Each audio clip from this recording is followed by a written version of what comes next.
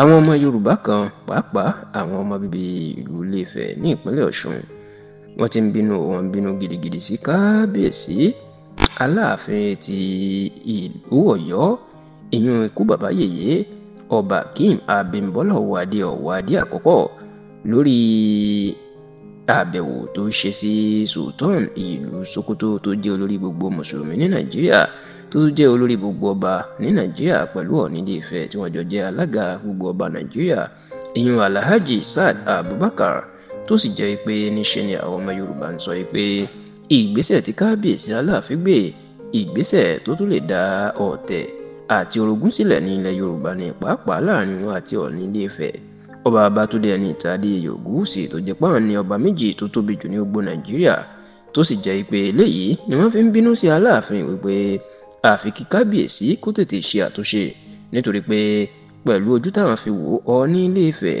kò tí ì na ọwọ́ ọ̀jà sí Aláàfin bí kò ṣe pé ọwọ́ ọ̀fẹ́ ló nà sí tó sì yẹ kí Aláàfin náà tó ló yẹ kí kábíyèsí náà kó nawọ́ ìfẹ́ padà sí Ọọ̀ni Ilé-Ifẹ̀. ẹ rántí wípé ní àìpẹ́ yìí ìní Aláàfin Ọ̀yọ́ ló ṣẹ̀ṣẹ̀ gorí ìtẹ́ nígbà tí wọ́n ṣe ayẹyẹ ìwúyè fún un lẹ́yìn tó jáde ní ìpẹ̀bí tó sì jẹ́ pé àwọn èèyàn ńláńlá káàkiri Nàìjíríà látòrí ààrẹ Bọ́lá Ahmed Tinubu ẹni tí mínísítà ọ̀rọ̀ iná àti agbára lórílẹ̀‐èdè yìí olóyè Adélabú Adébáyọ̀ tó ṣojú fún ni wọ́n péjú pésẹ̀ sí ìlú Ọ̀yọ́ Aláàfin Òjó Pàṣẹkẹrẹ ọmọ Àtìbà láti yẹ Aláàfin sí tó sì jẹ́ pé lára àwọn tó tún wá tó jẹ́ èèyàn pàtàkì ìní kábíyèsí Ọ̀ọ̀nìrìṣà ọba Babátúndé Ẹniìtàn Adéyẹyè Ògúwùsì Ọ̀jájá kejì tí ó tún kó gbogbo àwọn ọba ní ìpínlẹ̀ Ọ̀ṣun tó kó wọn sẹ́yìn láti wá yẹ kábíyèsí Aláàfin ti ìlú Ọ̀yọ́ sí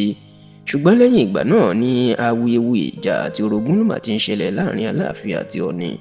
èyí tó dé ariwo lásìkò tí wọ́n pàdé ní ìlú Ìbàdàn lásìkò tí ìyàwó ààrẹ Bọ́lá Ahmed Tinubu sẹ́nitọ̀ Olúrẹ̀mí Tinubu tó wá ṣètò kan ní ìlú Ìbàdàn tó sì jẹ́ pé bí àwọn ọba bó ṣe ń dìde kí Ọọ̀ni níbẹ̀ láti jọ ṣàpọ́nlé ara wọn ṣùgbọ́n t'Aláàfin Ọ̀yọ́ ò dìde lórí ìjókòó láti kí tó wá dìde kí àwọn olóṣèlú tó dé ń ló di ariwo ńlá tí ó sì tó fẹ́ di ọ̀tá àti orogún láàrin Ọọ̀ni àti Aláàfin ṣùgbọ́n nínú ọ̀sẹ̀ tí a wà yìí ni ariwo mà tó sọ láàrin ọmọ Yorùbá tó ń bínú sí Aláàfin Ọ̀yọ́ nígbà tí wọ́n rí kábíyèsí láàfin Sultan ìlú Sokoto ìyẹn Alhaji Saad Abubakar ní ìlú Sokoto tí wọ́n sì ní tó sì jẹ́ pé kábíyèsí ń sọ ń bẹ̀ pé òun wá dúpẹ́ lọ́wọ́ Sultan fún bó ṣe wá ibi ayẹyẹ ìwúyè òun àti pé òun tó fẹ́ kí àjọṣepọ̀ kó jọ wà láàrin ìlú Ọ̀yọ́ àti ìpínlẹ̀ Sokoto ni ọ̀rọ̀ yìí làwọn ọmọ Yorùbá kan máa ń bínú sí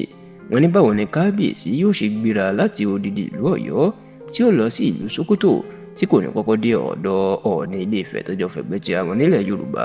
wọ́n ní ṣé kábíyèsí ti gbàgbé ni pé Ọọ̀ni àti Sultan jọ jẹ́ olórí gbogbo ọba Nàìjíríà wọ́n ní kí wàá ní Sultan ìlú Sokoto kí ló fi ṣorítọ̀ ní òfíṣe wọ́n lákọ̀ọ́kọ́ Ọọ̀ni òun ni ọmọ ìyẹ́ tí wọ́n jọ wà ní ilẹ̀ Yorùbá wọ́n ní mélòó ni ìrìn àjò Ilé-Ifẹ̀ sí Ọ̀yọ́ wọ́n ní kò bá dára tí ikú bàbá yìí ká ló kọ́kọ́ ṣàbẹ̀wò sí Ọọ̀ni ni ṣùgbọ́n tán ni pẹ̀lú bó ṣe gba ìlú Sokoto lọ yìí wọ́n ní ètí ìtumọ̀ táwọn èèyàn yóò fún pàápàá àwọn aráàlú Ilé-Ifẹ̀ ni pé bí ìgbà tó fẹ́ fọgbọ́n tàbùkù Ọọ̀ni ni. ṣá o àwọn ọmọ Yorùbá tó ń bínú lórí ìgbésẹ̀ tí Aláàfin Ọ̀yọ́ gbé yìí wọ́n wá ń sọ pé oòrùn tó kù lókè ó sì taṣọ ọgbẹ o àsìkò kò tí ì kọjá jù wọ́n ní bí kábíyèsí bá sì lọ ṣe àbẹ̀wò